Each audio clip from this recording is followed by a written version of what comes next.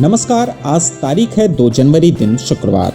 मैं हूं अरुण पांडे। आप सुन रहे हैं द लेंस का न्यूज पॉडकास्ट राउंड अप, जहां होंगी खबरें देश दुनिया की और आखिर में होगी खबर खास। मध्य प्रदेश के इंदौर के भागीरथपुरा इलाके में दूषित पेयजल से डायरिया का प्रकोप फैलने से कम 10 लोगों की मौत हो गई, जबकि स्थानीय निवासियों का दावा है कि मृतकों की संख्या 14 तक पहुंच चुकी है, जिनमें एक 6 महीने का शिशु भी शामिल है। पिछले 9 दिनों में उल्टी दस्त से 1400 से अधिक लोग प्रभावित हुए। जांच में पाइपलाइन लीकेज से सीवेज का पानी पीने के पानी में मिलने की पुष्टि हुई। इस मामले में कांग्रेस नेता और सांसद राहुल गांधी ने भाजपा की डबल इंजन सरकार पर तीखा हमला बोला। उन्होंने सोशल मीडिया पर कहा कि इंदौर में पानी नहीं, जहर बांटा गया और प्रशासन गहरी नींद में सोता रहा। मध्य प्रदेश को कुप्रशासन का केंद्र बताते हुए उन्होंने कहा कि गरीबों की मौत पर प्रधानमंत्री मोदी हमेशा चुप रहते हैं।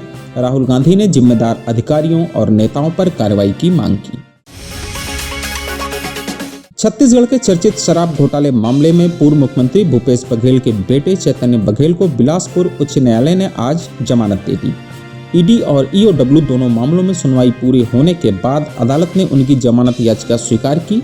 करीब 6 महीने जेल में रहने के बाद अब चैतन्य बघेल रिहा होंगे। बता दें कि ईडी ने 18 जुलाई 2025 को चैतन्य बघेल को उनके जन्मदिन पर भिलाई स्थित घर से गिरफ्तार किया था। उन पर घोटालों से हुई अवैध कमाई को संभालने और रियल एस्टेट में निवेश करने का आरोप है। जांच में घोटाले से राज्य को करीब 2500 करोड़ रुपए से अधिक की क्षति होने का दावा किया गया। हिमाचल प्रदेश के कांगड़ा जिले में राजकीय महाविद्यालय धर्मशाला की 19 वर्षीय छात्रा पल्लवी की मौत के मामले में पुलिस ने बड़ा एक्शन लिया है। रैगिंग, शारीरिक हमला, धमकी और यौन उत्पीड़न के आरोप के तहत कॉलेज के प्रोफेसर अशोक कुमार और 3 सीनियर छात्राओं हर्षिता, आकृति और कोमोलिका के खिलाफ एफआईआर दर्ज की गई है। परिवार का आरोप है कि सितंबर 2025 में इन आरोपियों ने छात्रा के साथ मारपीट की और उसे मानसिक रूप से प्रताड़ित किया, जिससे वह गंभीर अवसाद में चली गई।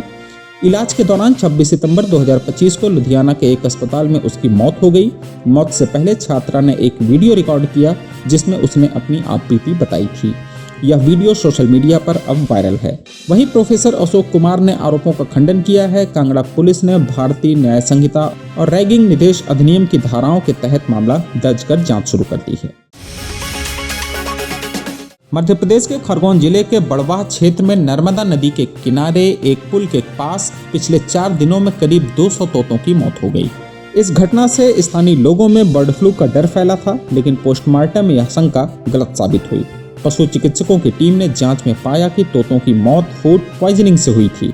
उनके पेट में चावल के दाने और छोटे पत्थर मिले, जबकि कोई संक्रमण नहीं पाया गया। डॉक्टर सुरेश बघेल ने मीडिया को बताया कि लोग तोतों को पका हुआ या बचा हुआ खाना खिलाते हैं, जो उनके लिए जहरीला साबित होता है। इनके अलावा खेतों में छिड़के कीटनाशक वाले दाने या नर्मदा का पानी भी कारण हो सकता है। वन विभाग और पशु चिकित्सा की टीम ने इलाके में निगरानी बढ़ा दी है। मरे तोतों के नमूने जबलपुर लैब भेजे गए हैं।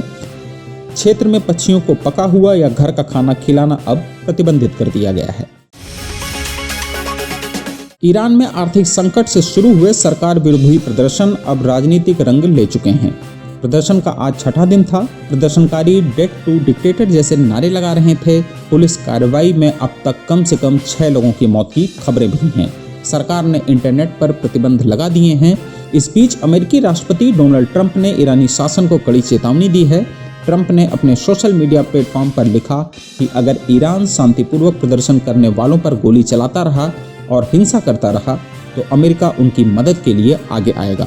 उन्होंने कहा, हम लॉक्ड एंड लोडेड हैं और जाने को तैयार हैं। ईरानी अधिकारियों ने ट्रंप की इस धमकी का जवाब देते हुए किसी भी विदेशी हस्तक्षेप को क्षेत्र में अराजकता फैलाने वाला बताया। उधर श्रीलंका की नौसेना ने अपने जल क्षेत्र में कथित अवैध मछली पकड़ने के आरोप में 11 भारतीय मछुआरों को गिरफ्तार कर लिया। उनकी एक ट्रॉलर नाव भी जब्त कर ली है। नौसेना प्रवक्ता कमांडर बुद्धिका संपत ने बताया कि ये मछुआरे गुरुवार देर रात उत्तरी प्रांत के कांके संतुराई के उत्तर में पकड़े गए। चेतावनी देने के बावजूद उन्होंने मछली पकड़ना जारी रखा। गिरफ्तार मछुआरों को आगे की जांच के लिए मत्स्य विभाग को सौंप दिया गया है।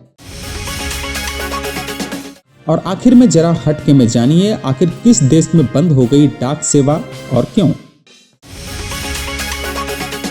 डेनमार्क दुनिया का पहला देश बन गया है जिसने पारंपरिक डाक पत्रों की डिलीवरी को पूरी तरह से बंद कर दिया है।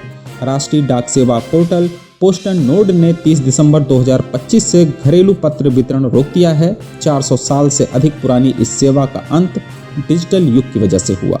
पोस्ट नोड के अनुसार साल 2000 के बाद से पत्रों की संख्या में 90% से ज़्यादा की गिरावट दर्ज की गई। ईमेल और स्मार्टफोन के बढ़ते इस्तेमाल से हाथ से लिखे खत लगभग खत्म हो गए। अब कंपनी केवल पार्सल डिलीवरी पर ध्यान केंद्रित करेगी, जो ऑनलाइन शॉपिंग के बढ़ते चलन से लाभदायक बनी हुई है।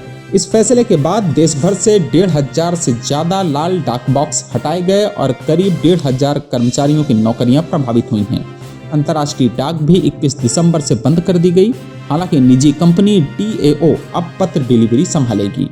विशेषज्ञों का मानना है कि डेनमार्क की तरह ही नॉर्वे, स्वीडन और फिनलैंड जैसे डिजिटल रूप से अग्रणी देश भी जल्द ही इसी राह पर चल सकते हैं। दुनिया भर के डाक विभाग भी इसी तरह के संकट से जूझ रहे हैं।